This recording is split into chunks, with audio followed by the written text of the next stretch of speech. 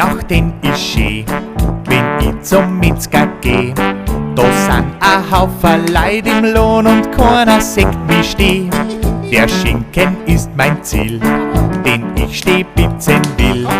Dann schnapp ihn mir und lauf davor und zahlen tu ich nicht viel. Hey, Schinkenbrellen, Schinkenbrellen, Schinkenbrellen ist geil. Der Metzger flucht und schreit man noch, bring's zurück das gute Teil. Hey, Schinkenbrellen, Schinkenbrellen, das Ende war nicht geil.